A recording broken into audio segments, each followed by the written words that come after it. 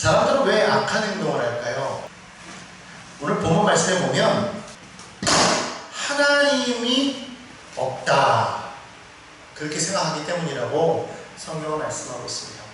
우리의 모든 악한 행동은 어디에서부터 비롯되느냐? 마음에서부터 비롯된다고 그렇게 말씀드릴 수가 있어요. 그렇기 때문에 마음이 부정적이면 행동도 부정적일 수밖에 없어요. 마음에 악이 가득하면 그 마음에서 악이 나오는 것이죠. 그래서 그 사람이 하는 행동이나 그 말을 보면 그 위인이 어떠함을 분명하게 알 수가 있는데, 오늘 여기 성경에서 보면 사람들은 하나님을 부정하기 때문에 그 부정하는 마음에서 악을 행한다고 성경은 그렇게 말하고 있어요.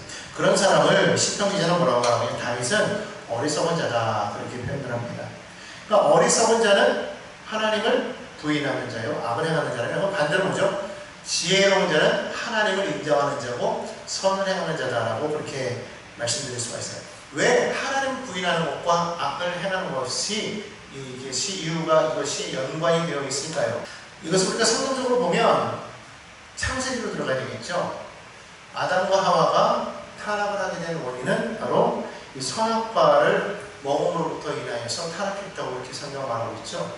그것을 이루게 된 그 원인 가운데 하나는 사탄이 하와에게 와서 이것을 먹으면 너희가 눈이 밝아져서 하나님처럼 된다라고 말했기 때문이랍니다. 다시 말하면 하나님처럼 되고자 하는 그 마음에 그들은 선악과를 먹었어요. 하나님처럼 된다는 것이 무엇일까? 그냥 간단하게 생각하면 내가 하나님이면 내가 하나님이니까 내 마음대로 행한다라고 말할 수가 있겠지만, 또 성경을 보면 창세기는 뭐라고 말하고 있습니까? 이들이 이 열매를 먹음으로 인해서 선악을 아는 일에 우리와 같이 되었다라고 성경은 말하고 있어요. 다시 말하면 선악을 알게 되었다라고 그렇게 말합니다. 원칙적으로 말하면 인간은 선악을 구분하지 않고 하나님의 말씀대로만 살아갈 수 있는 그런 존재였던 것을 알 수가 있어요. 그런데 선악을 안다는 것, 다시 말하면 무엇이 선이고 무엇이 악인가를 구분할 수 있는 것, 분별할 수 있는 것, 그것을 아는 것은 하나님의 그 주권 아래 있었던 것인데, 그것을 지금 인간이 갖게 되면서 선과 악함을 그들은 행할 수 있게 되는 그런 존재가 되었다는 것이죠. 이 세상에 죄악이 들어오게 된 그런 어떠한 하나의 원인을 성경이 보여주고 있다고 그렇게 말합니다. 그래서 결국은 그때로부터 시작해서 이 세상에 의인이 하나도 없음을 성경은 고백하고 있어요. 성경은 말하죠. 세상에 의인은 하나도 없다라고 그렇게 말합니다. 우리가 보통 사람의 본성에 대해서 얘기할 때 성선설 또는 성악설에 대해서 그렇게 말을 합니다. 성선설, 정말 그 사람은 태어날 때부터 본성이 선한가? 성악설, 사람의 본성은 태어날 때부터 악하다. 어느 것이 맞다고 생각합니까? 사람은 본질적으로 본성이 선합니까? 아니면 본성이 악합니까? 어떤 사람은 인간의 본성에는 선도 악도 없다고 그렇게 말하는 사람도 있어요. 고자 같은 사람의 경우에 보면 인간의 본성에는 선도 악도 없다라고 말합니다. 과연 무엇이 옳으냐라고 말했을 때 여러 가지 맞을 수도 있어요. 그러나 우리는 지금 이것을 어떤 여러 사람 관점에서 보자는 것이 아니라 성경적인 관점으로 한번 우리가 이것을 보아야 되겠다고 생각합니다. 원칙적으로 우리가 하나님께서 창조한 그대로의 모습대로 우리가 살았다면 실질적으로 우리 안에 죄라는 것이 있을 수가 없어요. 악이라는 것이 존재할 수가 없죠. 악이라는 것이 존재한다고 할지라도 그것이 우리 인간사에서는 드러날 수가 없었다고 생각할 수밖에 없어요. 왜냐하면 인간은 하나님의 말씀대로만 살아갈 수밖에 없는 그런 존재였기 때문에. 그러나 인간이 선악과를 먹고 난 이후에 하나님처럼 선과 악을 알게 되면서 인간 세상 속에서 악이라는 것이 결국은 들어오게 되는 것이죠. 인간 세상 속에 죄가 들어오게 되면서부터 결국은 이 땅이 지금처럼 악한 행동을 하게 되는 거예요. 내가 하나님이 되었다는 것은 뭐냐면 하나님의 존재 자체를 부인하는 거예요. 하나님은 더 이상 나에게 있어서 하나님이 아니라 누가 하나님이 되는 겁니까? 내가 하나님이 되는 것이죠. 그러니까 내가 내 마음대로, 내 멋대로, 내 주관대로 살고자 하는 그런 마음이 인간 세상 속에 들어오게 되면서부터 사람은 무엇을 원하게 됐습니까? 나라는 것을 주장하게 되었다는 거예요. 아이들을 보십시오. 아이들은요, 태어나면서부터 내 것을 주장해요. 이 아이들은요, 누가 가르쳐주지 않아도 내 거라는 것에 대한 개념을요, 너무나도 정확하게 알아요. 그래서 아이들이 갖고 있는 것을 빼앗으면요, 아이들은 어마어마하게 웁니다. 아기들조차도 울어요. 그리고 아주 어린 아이들, 말을 튀게 되면은요, 그 아이들이 가장 많이 주장하는 게 뭐예요? 이건 내 거야 라는 것이죠.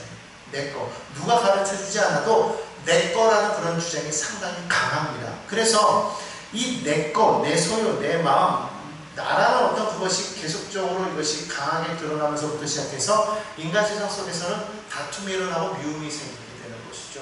결국 그것으로 인해서 이 세상 가운데 악이 들어오게 되고 죄가 생겨나게 되는 것이죠. 끔찍한 일들이 벌어지게 되는 것을 우리가 볼 수가 있게 되는 것입니다.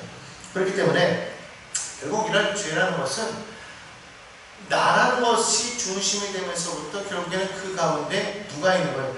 나 외에는 아무것도 없는 것이죠. 나 외에는 아무것도 없기 때문에 그래서 싸움이 일어나고 결국에는 거기서 많은 사람들이 죽게 되는 거예요. 여러분 우리가 보통 꿈을 이루는 거에 대해서 말을 많이 하지 않습니까? 꿈을 이룬다. 꿈을 이룬다는 건 참 좋은데 근데 그 꿈을 이루기 위해서는 사람들이 많이 이야기하는 건 뭐예요? 내가 바라고 원하는 대로 이루어진다라고 그렇게 이야기하지 않습니까? 내가 바라고 원하는 대로 이루어지기 위해서 그 다음에 뭐를 얘기하냐면 수단과 방법을 가리지 않고라는 말이 들어가는 건데 우리 대부분 생략해서 말하죠. 내가 원하는 것을 이루기 위해서는 정말 악착같이 노력해야 돼 라는 것까지는 좋은데 그 이면에는 뭐가 있어요? 누군가를 밟고 올라서야 돼라는 것도 포함되어 있다는 것이죠. 그래서 사실 어떻게 보면 꿈을 이룬다는 것은 참 좋아요. 그냥 그 자체만으로 보면 너무나도 좋아요. 꿈은 이루어진다.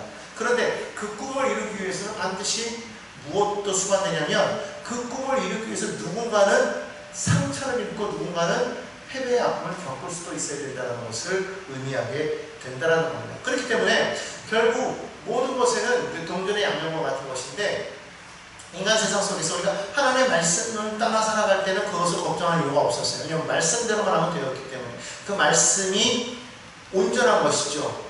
하지만 그 말씀을 떠나서 내가 나의 주장이 되어지고 내가 그 선악의 기준점이 되었을 때에는 반드시 거기에는 무엇이 있습니까? 선과 악이 공존하는데 선한 일을 일할 때 그것이 나를 위한 선한 일이기 때문에 한편으로 봤을 때 타인에게는 악이 될 수도 있다는 것이죠. 이게 참 문제가 된다는 거예요. 그래서 결국 우리가 무엇이 선하냐 악하냐를 따지기에 앞서서 결국 이 세상 가운데서 인간 세상의 모든 악이 왜 존재하는가를 말했을 때 이 성경 기자는 분명하게 말하고 있는 것이죠. 하나님을 인정하지 않기 때문에 그렇다는 거예요. 하나님을 부인하기 때문에 결국은 사람들이 부패해지고 악을 행하더라 그렇게 이야기한다는 것이죠. 그러면 이 세상 가운데에서 무엇이 선이다 무엇이 악이다라고 주장하는 모든 것들은 그러면 맞는 것이냐? 그렇지 않다는 거예요. 왜 그러냐면 오늘날의 모든 선과 악은 바로 나 자신에게서 나온다고 했잖아요. 그런데 그런 나가 인류가 늘어나면서 서로 저마다 나를 주장하다 보니까 결국 거기에서 내가 강한 사람이 선을 주장하게 될 수밖에 없다는 것이죠. 즉 다시 말하면 힘이 강한 사람이 힘이 약한 사람들 위해 군림하면서 그 힘이 결국은 선이 되게 되었다는 거예요. 그 힘이 강한 사람이 행하는 모든 것이 선이 되었다는 것이죠. 오늘날의 그 선의 물론 그 문화마다 세상마다 그리고 풍습마다 그런 어떠한 그 선을 바라보는 그 기준이 다 달라요. 왜 그러냐면 가지고 있는 그 힘의 기준이 다르기 때문이죠.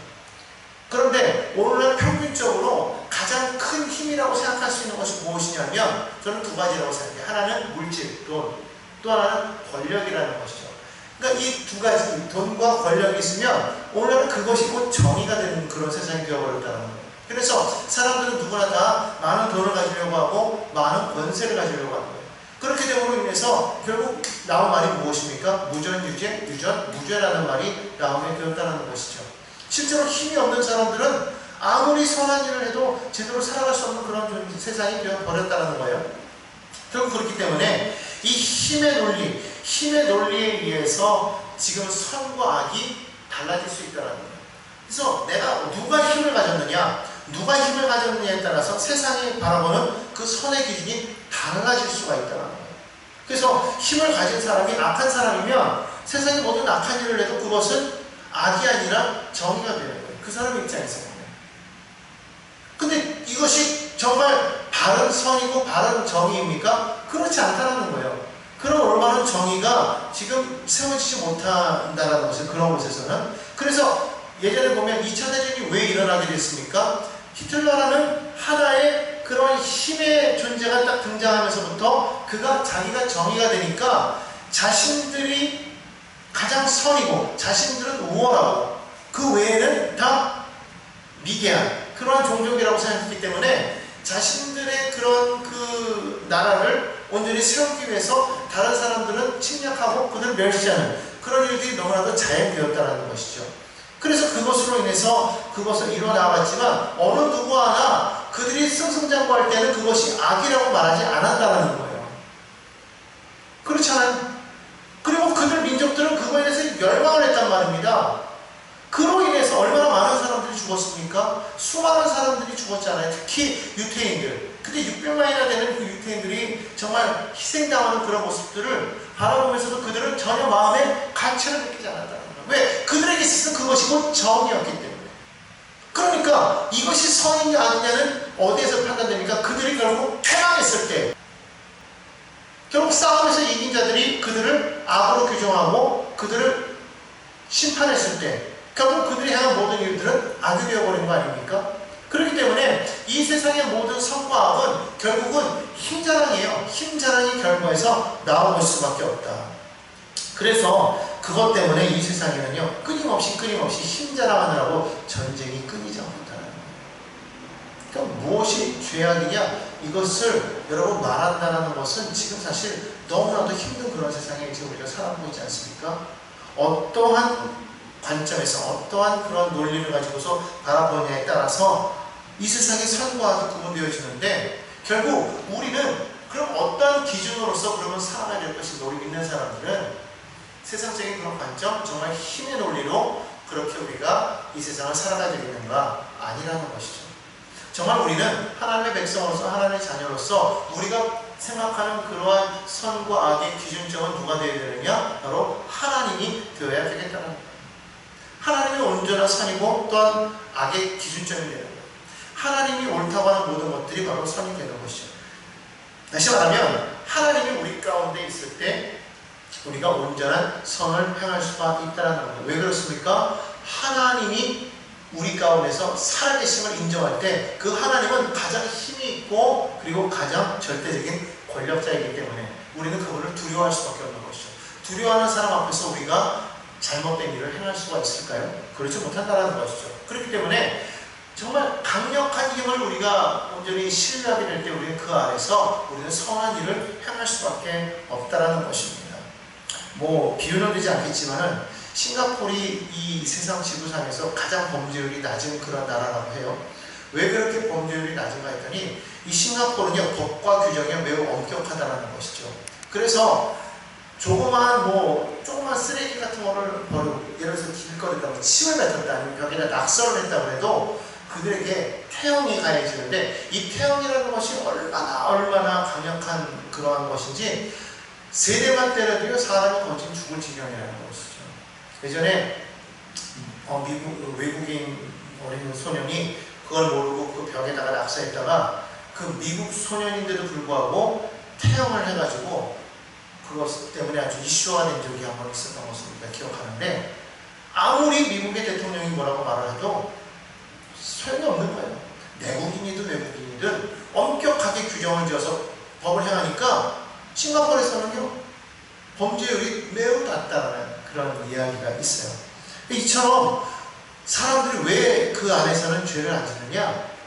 너무나도 법이 엄격하기 때문에 너무 강력하기 때문에 그런 거 아니겠습니까?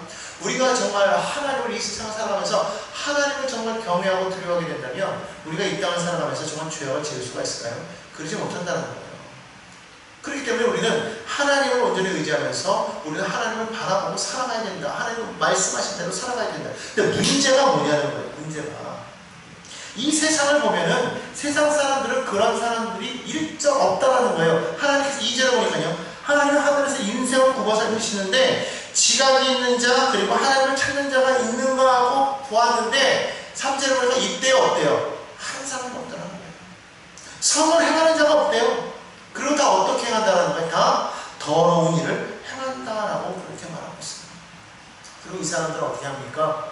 하나님의 백성들을요, 지금 4절에 보니까요, 이 죄악을 행하는 사람들이 떡 먹듯이 내 백성을 먹는다라고 말하고 있어요. 그러니까 하나님의 백성들이 정말 하나님의 말씀대로 선하게 살아가니까 세상 사람들은요, 그런 우리들을 너무나도 호구처럼 여기는 거예요. 아주 바보처럼 여기는 거예요. 그래서 우리를 괴롭히고 우리를 집어삼키는 것이죠. 너무나도 많은 괴로움을 당하고, 많은 크리스찬들이 예전에 그 로마의 그때 네로 뿐만 아니라 많은 그런 황제들에 의해서 많은 죽임을 당하지 않았습니까? 때로는 사자밥에 넘겨주기도 하고, 때로는 십자가에, 화형에, 칼에 많은 사람들이 죽었던 것을 우리는 기억하고 있습니다. 많은 크리스찬들이 이와 같은 어려움을 당하고 순교를 당했단 말입니다. 우리나라도 마찬가지가 아니죠. 우리나라에도 처음에 복음이 들어왔을 때 얼마나 많은 사람들이 순교의 피를 흘렸습니까? 그랬을 때 정말 많은 세상 사람들이 우리를 비웃고 우리를 그와 같이 죽음으로 몰아갔지만, 그러나 결국 끝은 어떻게 되었어요? 결국은 하나님께서 우리를 그냥 내어버려 두신 것이 아니라 그들을 뒤어 엎으시는 그런 모습들을 우리가 보게 된 거 아니겠습니까? 로마가 변해고, 로마가 기독교 국가가 되고, 또한 우리나라도 그렇게 순교의 피를 흘린 그것이 있었으니 몰라도 오늘날 많은 사람들이 자유롭게 하나님을 섬기는 그런 나라가 된 것을 우리가 보게 된다는 것입니다. 그래서 오늘 여기 성경에 보면 이들은 하나님을 부르지 않고 또한 하나님을 향해서 그들은 대적하는 그런 사람들이었는데, 하나님께서 그런 사람들을 그냥 내어버려 두느냐? 그렇지 않았다는 것을 볼 수가 있어요. 5절 보겠습니다. 그들이 두려움 없는 곳에서 크게 두려워하였으니 너는 대항하여 진침 그들의 뼈를 하나님이 흩으심이라. 하나님이 그들을 버리셨으므로 내가 그들에게 수치를 당하게 하였도다라고 그렇게 말을 합니다. 그렇습니다. 우리가 그냥 처음에 볼 때는 하나님을 온전히 바라보고 믿는 사람들은 그냥 곤욕을 당하고 괴로움을 당한 것 같지만, 그러나 하나님께서는 반드시 그 가운데에서 당신의 일을 이루고 계심을 분명하게 우리가